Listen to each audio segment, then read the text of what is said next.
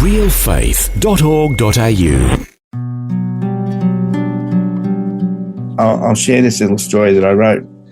I don't look or feel the same anymore. Every step I take, more of my body falls off.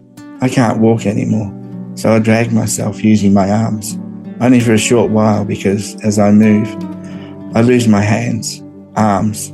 This continues until all that is left is my voice. And for myself, I've been silenced.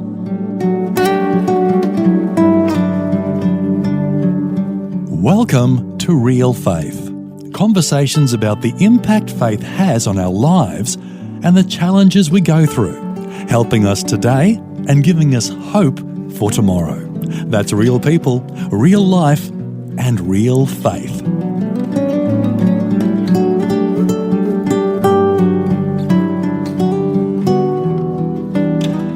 Well, last time, Tim Donavan shared his story and how he left his job in IT at a major communications company to pursue a career in counseling. We also heard how he met a client named Dale Johns, who had been sexually abused as a child.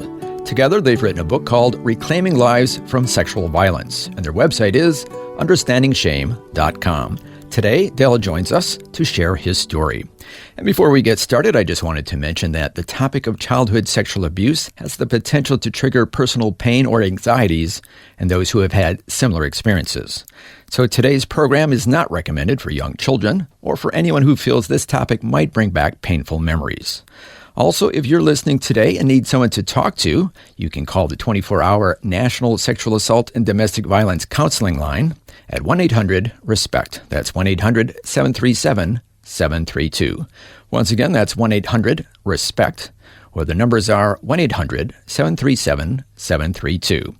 At this point, I want to welcome back to the program Tim Donavan. Welcome back. Thank you.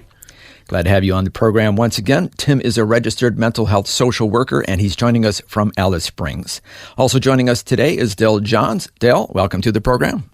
Thank you, Eric. It's great to be here. Glad to have you with us. As mentioned, Dale is a survivor of childhood sexual violence, and he's joining us from regional Victoria. So today we're going to focus on Dale's story. But first, Tim, you have a few comments that you'd like to add to our last conversation? Thanks, Eric. I just thought it was important to clarify, following on from when we last caught up, that I guess firstly, though clearly God has worked in Dale and my life, bringing newfound freedoms, in my work I've also worked with many non-Christians alike who have also experienced a form of healing, freedoms from shame. Thus, people from different backgrounds, varying faiths and commitments to life have benefited from how I've worked. And I can't speak on behalf of their stories, but with Dale it's clear, which we'll explore shortly. Mm-hmm. Also, I think it's important to add that healing in my work doesn't necessarily mean you're fixed, and that is a dominant idea as well, or your pain is removed. And I learned from Dale regarding these ideas that healing can mean many things. For instance, having freedom to not be silenced, speaking about your experiences without the overwhelming burden of shame. And what we've come to is supporting others with similar experiences, thus having the feeling it hasn't been for nothing.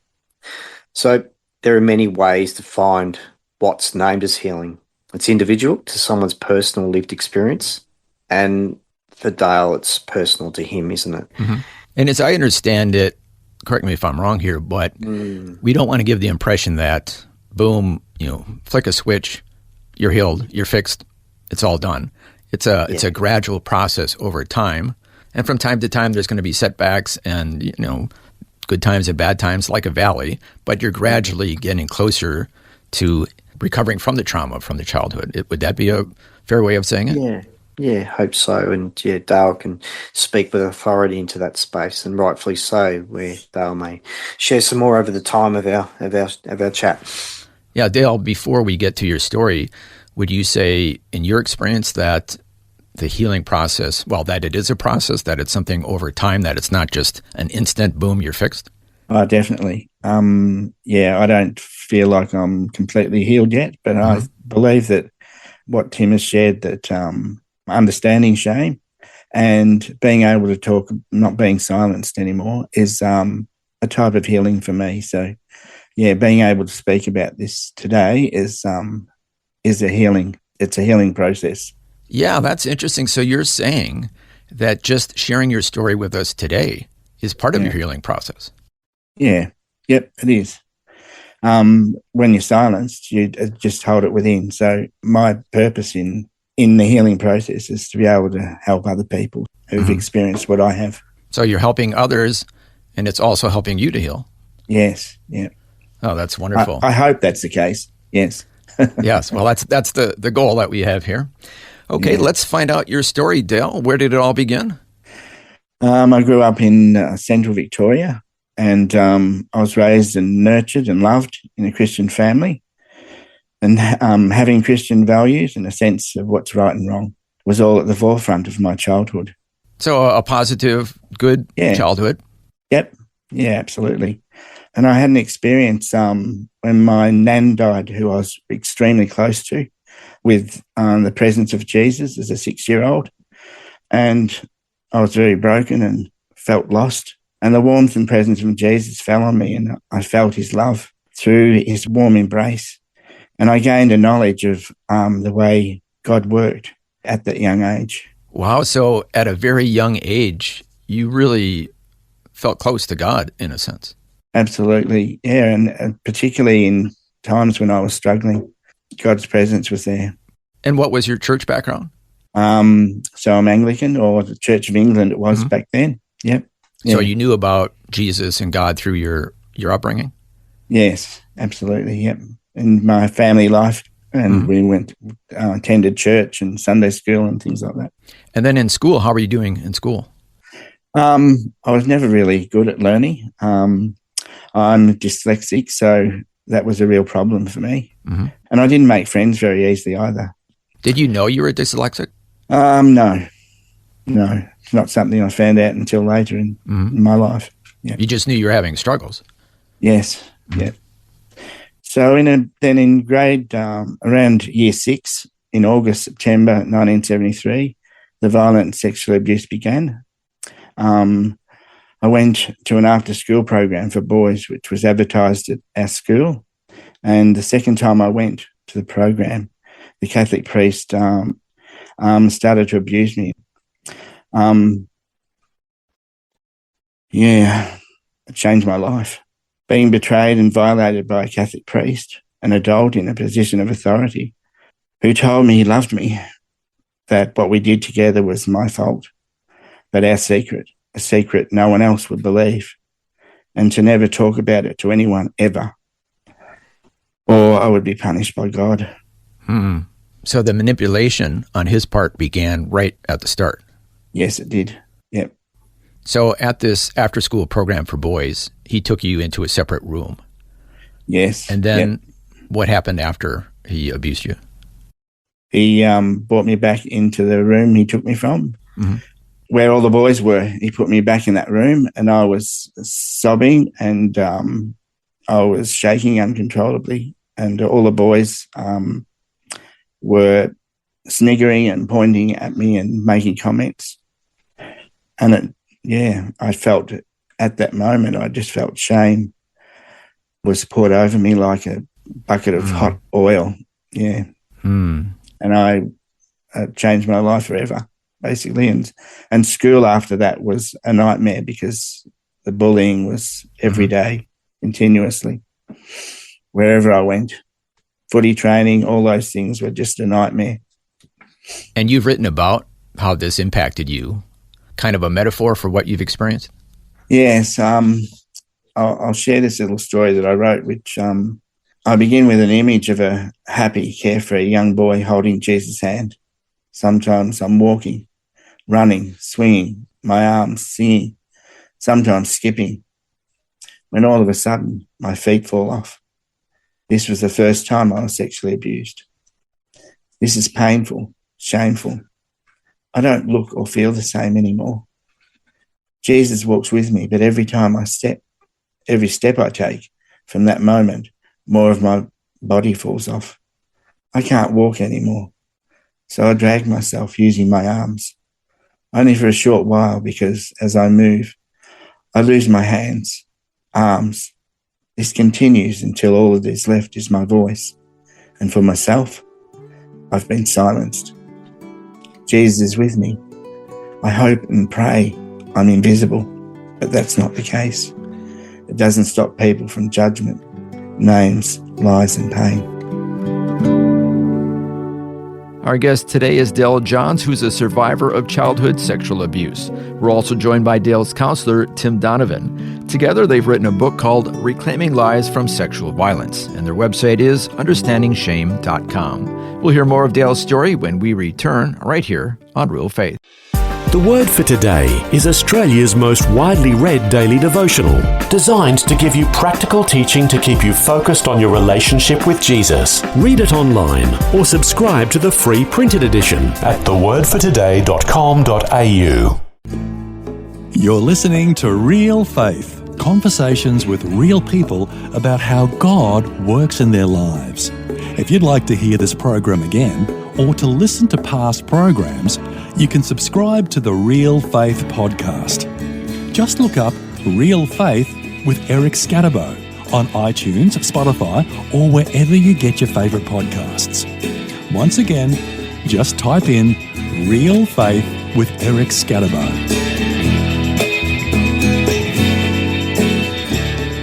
Welcome back. I'm Eric Scatterbo, and today I'm chatting with Dale Johns, who's a survivor of childhood sexual abuse and is sharing his life journey with us. We're also joined by Dale's counselor, Tim Donavan. Together, they've written a book called Reclaiming Lives from Sexual Violence, and their website is understandingshame.com. Once again, we want to remind parents that today's program is not recommended for young children. Now here's more of my conversation with Dale and Tim. I wanted to share an analogy that I've come up with, and you guys can tell me whether I'm on the right track with this analogy. Now, if somebody broke into your home and stole something, that would be terrible and you feel violated, and that's bad. But it would be even worse if that criminal not only stole something from you, but left a virus of some kind in your home, one that stayed there for years, making you sick and, just disabling you in some way, and you didn't even know that it was there, but you just knew something was wrong. Is that kind of a good analogy of the two types of crimes? There's the physical crime, but then also there's the psychological, the virus that was left of making you as a survivor feel like somehow it was your fault, and that now you have this virus called shame, I guess we could call it. Is that a fair way of making an analogy of the situation? What would you say, Dale? Yeah, I think that's fairly good. Really, there's always something left behind, like a virus, when you've been sexually abused, and it's something you have to live with. You can't scrub it away or get rid of it. Shame is such a powerful thing. And it does control your life, and people don't realise that that's even what it is. Shame comes into so many things in your life, but people don't recognise it as shame. Now, somebody listening today would say, oh, wait a second, what do you have to feel ashamed of? You're a victim, but that's that secondary kind of crime that I would say is right from the start. Your perpetrator, the abuser, started to psychologically manipulate you and make you feel you were to blame. Is that right? Or what happened? Yeah. How did he do that to you? Yes, absolutely. The words spoken over me every time that he abused me. It was my fault. I attracted him to me, and things like that, and that I wasn't to talk about it to anyone, that he was trusted in the community and in his church, and I just wasn't to talk about it. So he silenced you. So that was one form of control and manipulation. Absolutely. Yeah. And he also tried to make you think like you were at fault. Yes. Yep. That's exactly right. And made me, sure that I knew that I was involved in all of this. So you were about 12 years old at the time? I was 11 when the abuse started. Mm-hmm. Yeah. And so you were taught right from wrong, good Christian values, and Absolutely. This violated everything you knew. Yes. Yes, it did. But shame is a powerful thing. And he just, around parents and things like that, he was so charismatic. And mum and dad, he always rang mum and dad when he wanted to take me somewhere or take me out fossicking for gold or whatever it was. Weekends away, went on holidays with him. He always arranged every outing with my parents, and they trusted him, absolutely. So he not only manipulated you, but he groomed parents too. Yeah. Yeah. So he manipulated and tricked your parents into thinking he was a trustworthy person. Yeah, absolutely. Well, he was a priest, Yeah, you were taught to respect your elders, and especially somebody of a spiritual authority. Yes. Absolutely. So this goes into another whole topic of spiritual abuse. He's abusing his authority. Yes. Yep. So that's all going on, and you're only 11, 12 years old. I'm 11. Yeah. So, man, you had to be so confused and traumatized. And if you think about it, would you want to tell your parents what a priest had done to you? Really? Mm-hmm. It's just something I didn't want to talk about. I was afraid to talk about. And I also thought that if my father found out, he would probably kill him. Oh. So I didn't want Dad to end up in prison for life because of something he did, a priest did to me. So that was really strong in my mind as a child. So this all happened, 11, 12 years old, understandably very confused. And then this obviously impacted your life immensely. What happened next in your life? I was extremely depressed as a child, and I didn't know who I was. And the bullying was just really terrible at school. I didn't want to live anymore, so I tried to commit suicide by drowning. And as I was drowning, I could feel my lungs were filling with water. My life was flashing before my eyes, and all of a sudden I was pulled out of the water. Jesus, I believe it was Jesus, pulling me from deep in the water by my hair and miraculously tending to me, saving me, speaking into my heart to never do that again. And remarkably unforgettable knowledge for me of Jesus' healing love. He was there. He saved me. He cared for me. So through your lowest points, you still had that unmistakable sense that Jesus was there for you. Yes, that warmth is just indescribable of Jesus' presence. So that's how, my faith has always been so strong, because of that knowing of his presence in my life. Which started back when your grandmother died. Is that right? Yeah, that's right. Yeah. So, I knew from that moment it was a 6-year-old, I knew that God was with me. Yeah. So you, on the one hand, you have the comfort of knowing you're not abandoned by Jesus. He's there for you. But yet, still in life, things are pretty miserable. Yeah, yes, they are. And, that was difficult because I didn't understand why he wouldn't take me out of the situation I was in. But he never promised to do that. And at the stage when I was 18 years of age and really struggling, Jesus gave me the verse, 2 Corinthians 12, 8-9. And in it, Paul says, 3 times I pleaded with the Lord to take away the thorn in my flesh.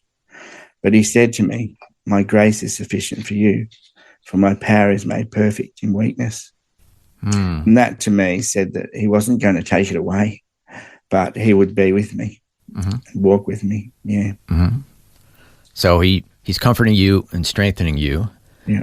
But yet your life was spiraling out of control at that point at 18 years old. Yeah, my life spiraled out of control, and I felt filthy and could never scrub the filth of sexual violence away. I started using drugs and prescription drugs, alcohol. I stopped eating and got down to 46 kilos and became anorexic. I have a pair of trousers I wore at that time that won't go up around the top of my leg. I wanted out of this life. I was running from God, but somehow Jesus never let me go. Mm-mm. And would you say that in your experience, one of the main things that was kind of gnawing at you and bringing you down was that overwhelming sense of shame? Would that be fair to say? Yeah, absolutely. Yep. Yeah, shame controlled my life. Yep. And Dale, with your permission, we'll pause a moment from your story to help the listener understand this shame, which basically you shouldn't have been feeling. I don't know the right phrase for that, but Tim, can you help me out here? Help us understand this. I don't want to call it false shame. What would you call this? From my work and my appreciation of Dale and others is that arguably in the way I work, shame it's constructed or it's informed through what we experience socially. We take on the shame of others around us, don't we? And with the perpetrator in Dale's context, he saw himself as the reason for the abuse, and therefore you internalize it, the shame. And it becomes a part of who you are in a way, or it appears to, without that understanding of why. But therefore it's just, as the virus, going back to your analogy, your metaphor used, the virus, it's just eating away without understanding. But I don't know how eloquently I've put it there. Well, let me quote from you. Yeah, please. I've heard you share in the past that shame is commonly viewed in society as feeling something is basically wrong with you, that you're defective or broken. Shame is a feeling that you are wrong at the core. The feeling of shame comes from the belief that somehow you're basically flawed, inadequate, wrong, bad, unimportant, undeserving, or not good enough. It's also thought of as a lack of something, a deficit. Dale, would you identify with those comments? Yes, absolutely. All of those things. Yeah. Yeah, it's such a strong, I don't know what you call it. Is it emotion? Shame? Yeah. And I think that my Christian values also gave me, I had a sense of shame about what had been done to me too, and that I was involved in that. So I think I had my own shame as well to deal with. So both, those taking on his shame and my own shame was just a powerful force, really. Yeah, that virus, so to speak, was eating away at you. And I want to call it false shame, but Tim, you told me I'm not supposed to call it that. What would we call this? I think shame is shame. Yeah. Yeah. Hey, if that language is important to you, Eric, and the listeners, for sure. Hey, I'm not here to sort of, in a way, challenge that idea of false shame. I guess maybe that where I'm coming from is shame is an indication of value awareness that you have, that Dale has, that all of us have. And that shame is built upon what we've experienced, in life. And part of that shame is the myths that are associated with being male, for instance, in this context. Yeah, we should bring that up. That's another whole part of the shame. Correct me if I'm wrong, but when you've been abused over a period of time, people would say, well, hey, you're a guy. Why did you put up with it? You're supposed to be a young man. Is that part of it? Yes. Yeah. Yeah, you're supposed to be strong and be able to fight back, and we're not supposed to share our emotion. We're men, aren't we? So that's even heaping more shame on you. Yeah, absolutely. And I think that guilt comes into that as well. I think that people probably think that guilt and shame are the same thing, but they're slightly different. Shame is when there's, you're the problem. There's something definitely wrong with you. And guilt is more like something that you've done that you can be forgiven for. So, Yeah, because guilt, we've talked about this last time, that guilt, that's a problem, but you can take care of that. You can apologize. You're not you the can problem. repent. Yeah, you're not the problem. You can say you're sorry to the person who you've offended. Guilt can be dealt with. But shame, if you feel you're defective and inadequate, then you're just trapped because you feel that's just a given. There's nothing that can be done. Is that how you were feeling at that time? it just adds to the shame, yes. Builds and builds, yeah, until it's just overpowering. Well, that was part 2 of our series talking with the authors of the book, Reclaiming Lives from Sexual Violence. Today, Del John shared his story and the impact childhood sexual abuse had on his life. Also, we were joined by Del's counselor, Tim Donavan, who's a registered mental health social worker. To find out more information about their book, their website is understandingshame.com. Once again, that's understandingshame.com. As we heard at the end of today's discussion, there's a significant difference between guilt and shame, and that shame can sometimes leave a person feeling trapped, like there's nothing they can do about it. However, the good news is that God can help us overcome any evil. In the Bible, Jesus says, "I have told you these things so that in me you may have peace. In this world you will have trouble, but take heart, I have overcome the world." That's the good news found in putting your faith in Jesus Christ. I also want to let you know that if you are listening today and need someone to talk to, you can call the 24-hour National Sexual Assault and Domestic Violence Counseling Line. It's 1-800-RESPECT. Once again, that's 1-800-RESPECT. Or the numbers are 1-800-737-732. Once again, that's 1-800-737-732. Well, thanks for joining us for part 2 of our series on childhood sexual abuse. We want to thank Del Johns for courageously sharing his story, and we invite you to join us again next time as Del shares more about his journey to healing. Until then, I'm Eric Scadabo. So long, and God bless. You've been listening to Real Faith, a production of Vision Christian Media. If you have any questions or comments, you can send us a message through our website, realfaith.org.au. That's realfaith.org.au. This program is a production of Vision Christian Media. To find out more about us, see vision.org.au.